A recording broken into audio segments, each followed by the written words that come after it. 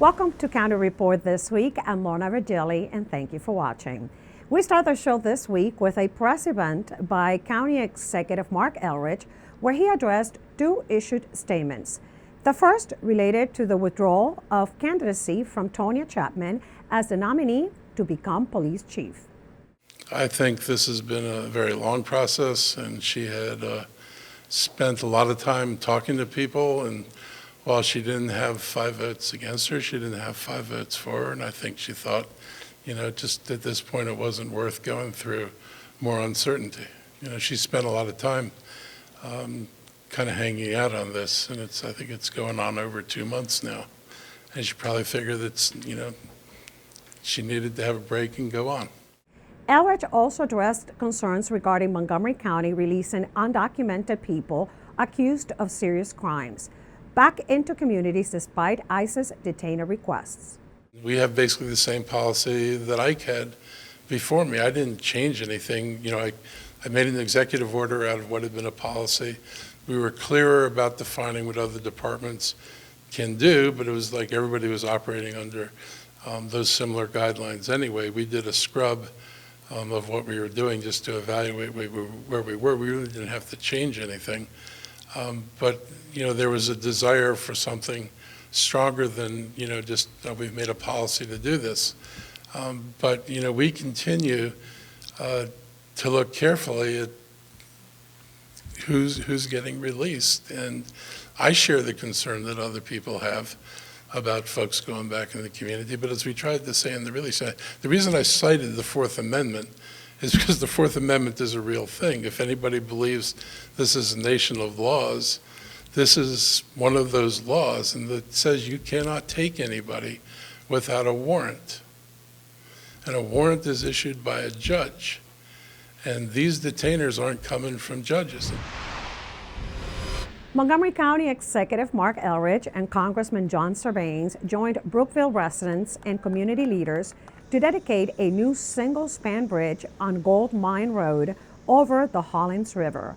The new bridge will expand traffic flow from 1 to 2 lanes and will improve pedestrian and bicycle safety by including an 8-foot wide shared path. The new design will alleviate conditions that led to bridge flooding several times a year following heavy rains.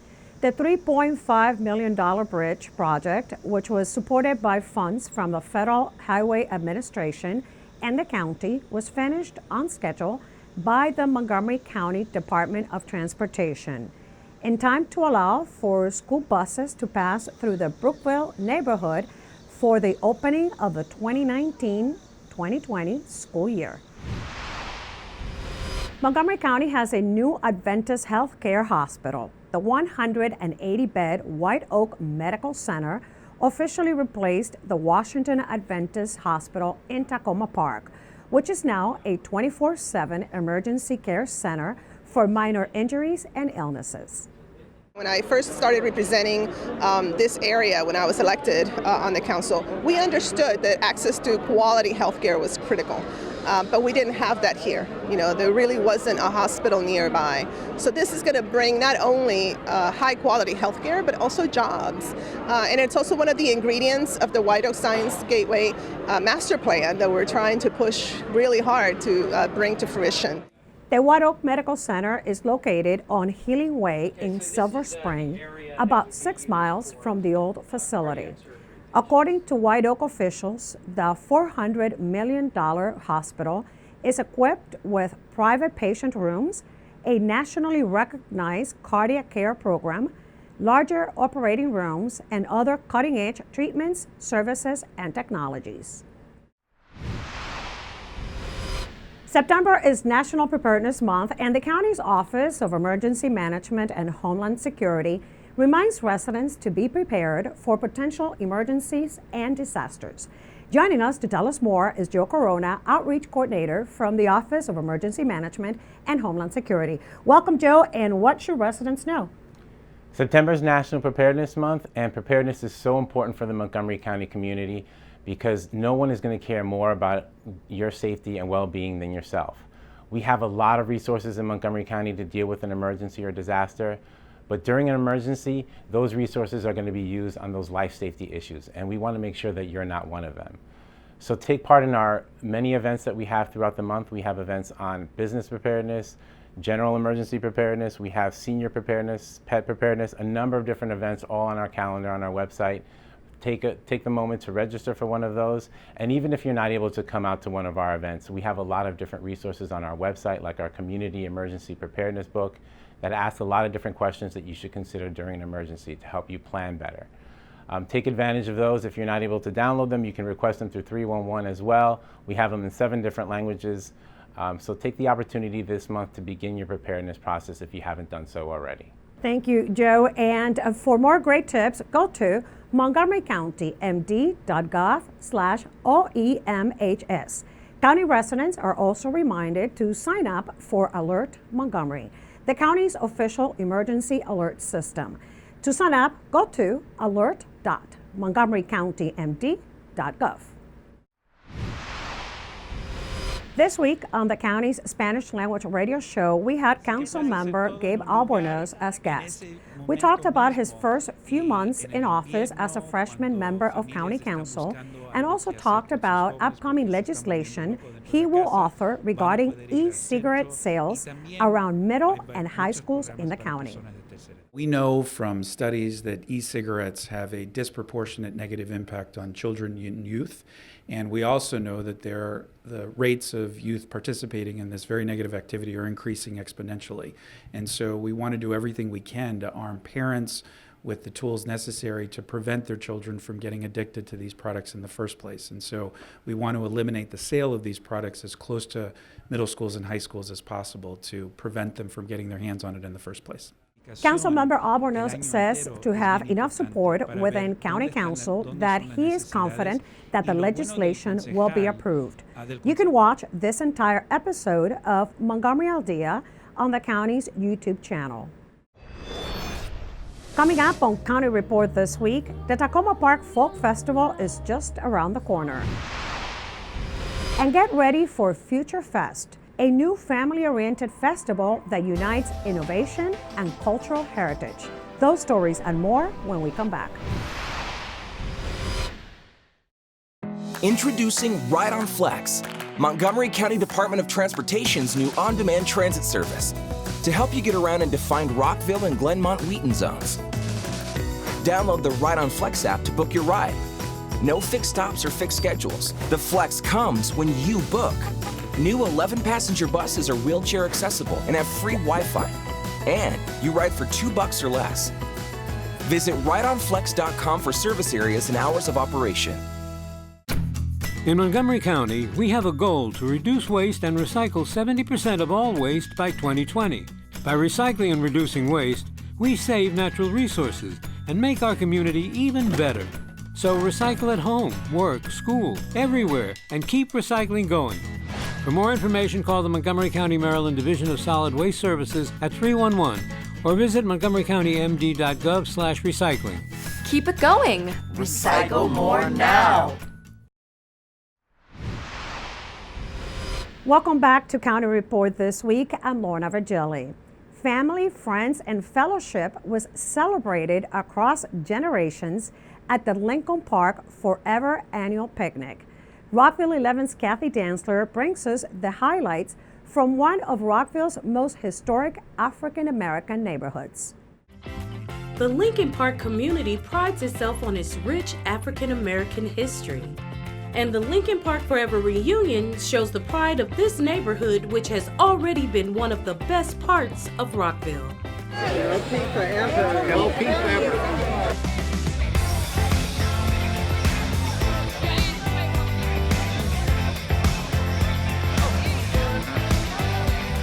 We're here today to celebrate our legacy because our families go back 5 generations of families. They came to Lincoln Park in 1908 and built the community. We have a big impact because we let the younger generation know how Lincoln Park started.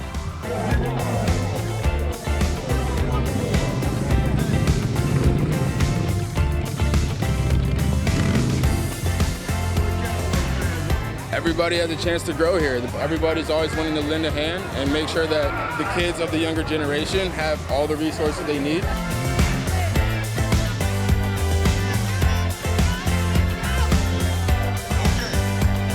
The legacy of Lincoln Park will live on. For County Report this week, I'm Kathy Densler. The 41st Annual Takoma Park Folk Festival is set for Sunday, September 8th at Takoma Park Middle School. Joining us to tell us more is the festival's publicity co-chair, Jay Keating. Now, Jay, welcome, and what should residents know about the festival for this year? Hi, Lorna, and thanks. The Takoma Park Folk Festival is a yearly celebration that immerses us in the traditional and trending folk arts in the area. It is also home to 40-plus craft vendors, plus food vendors. It is a day-long treat for everybody in the DC metro area. There are 60 bands across 6 stages. There are 40 craft vendors plus, and there are food vendors all day long. There are shuttles that take you to and from because parking gets a little crazy with the thousands of people who show up, but it's really worth checking out. Thank you, Jay. Well, 60 bands. For more information about the lineup and the schedule, visit the festival's website at tpff.org. FutureFest is a free family festival that will be held on September 15th to showcase innovation, our collective power to invent the future, and the cultural ties that unite our community together. It will be from noon to 5 p.m. at Veterans Plaza in the Silver Spring Civic Building. That's One Veterans Place in Silver Spring. FutureFest combines 2 popular local festivals, Kid Fest and the World of Montgomery Festival, into one compelling community event. The FutureFest this year will be the first one in downtown Silver Spring, bringing the best of the World of Montgomery and the Old Maker Fair events. And it's going to be right there in the heart of downtown Silver Spring. Amazing opportunity for children, literally of all ages, to come and enjoy the best of how things work. And you know how sometimes everything happens behind the curtain, and this way you see it all and hands-on particularly for children of all ages. It's an amazing hands-on event. For more information, go to kid-museum.org/FutureFest. Less than 10 years ago, Malcolm Miller was playing basketball at Gaithersburg High School. He had high aspirations for himself, but winning the NBA championship last year as a member of the Toronto Raptors exceeded even his dreams. Miller got to spend one day with the Lawrence O'Brien Trophy, given each year to the NBA champions, and he decided to bring it back to his high school to share with friends, family, fans, teammates, and coaches. It feels great to come back to, where it all started, where I'm from. This is home to me, so bring something from all my travels back home and show my hard work back to Montgomery County, back to Gaithersburg, and celebrate with everybody back here. And now it's time to meet our pets of the week. This week we have 2 unique pets to introduce you to. Foghorn Leghorn and Buddy are 2 roosters. Foghorn is a personable guy and loves to show off. He takes his job as a shelter's greeter very seriously. Buddy is known around the shelter for his famous crawl. If you're interested in them, you can visit the shelter's website at montgomerycountymd.gov/ASD to learn about the adoption process. And don't forget to follow Montgomery County Animal Services and Adoption Center on Instagram, Facebook, and Twitter at MCASAC. And with that, we close this edition of County Report this week. Remember, you can find more information about Montgomery County at montgomerycountymd.gov or follow us on Twitter and Facebook. Join us again at this time every week for a look at what's going on inside Montgomery County. I'm Lorna Virgili, and thank you for watching.